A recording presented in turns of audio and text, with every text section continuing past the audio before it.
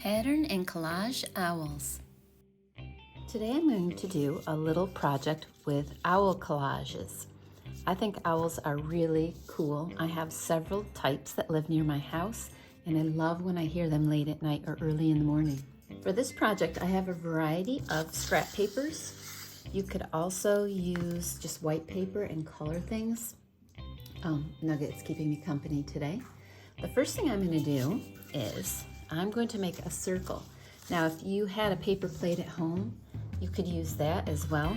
I have a plastic bowl, and I'm just going to put it on my green paper, and I'm going to trace my circle. Just like that. So you can use household objects. You could use a paper plate, and that would already be a circle, or you could find a cup or a bowl. These owls are a little bit smaller, and I used a glass to trace the circle for this one, and a little saucer to trace the circle for this one. So I think this will be my biggest owl so far. One of the things that I noticed is I folded my circle to create this owl shape, and I need to be able to get the pattern on. So I've found that it's easier to do some of the pattern first.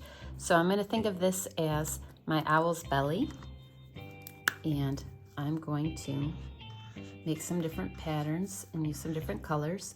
I have markers at home. You could use crayons or colored pencils for this project. So I'm just going to go ahead and fill this side with some pattern. Next, I'm going to take my circle and I'm going to flip it over.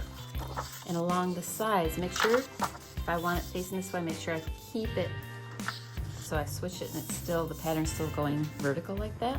And the wings are going to be here. So I can think about the patterns that I want for my wings. So I like the zigzag on the little guy.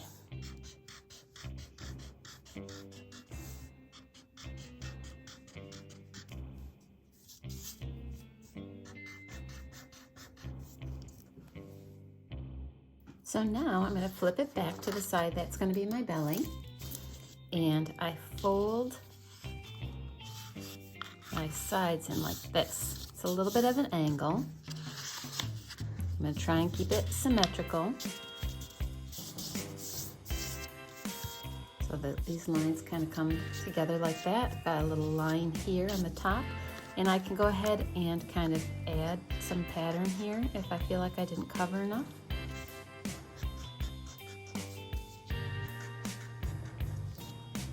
I feel like I missed any spots.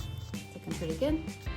So I have my wings and my body, and then I just fold the top down as much or as little as you want. You can have some variety to make my head. So I kind of crease it there.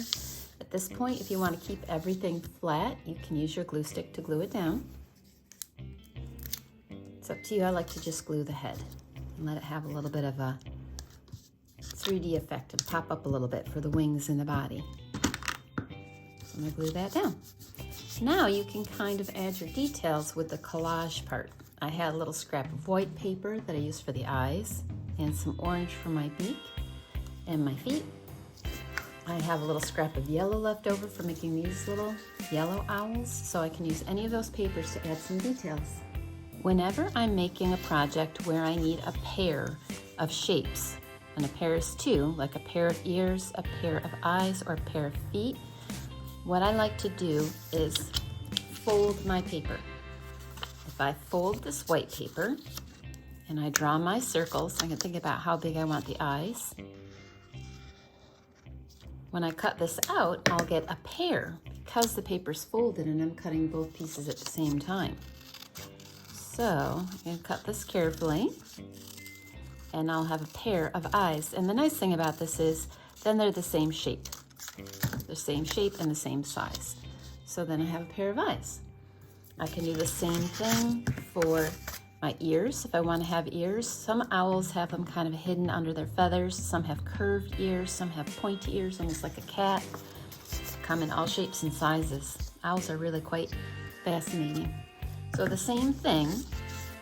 This time you can make a variety of little feet. They can kind of stick out. They can have little zigzags. I'm going to make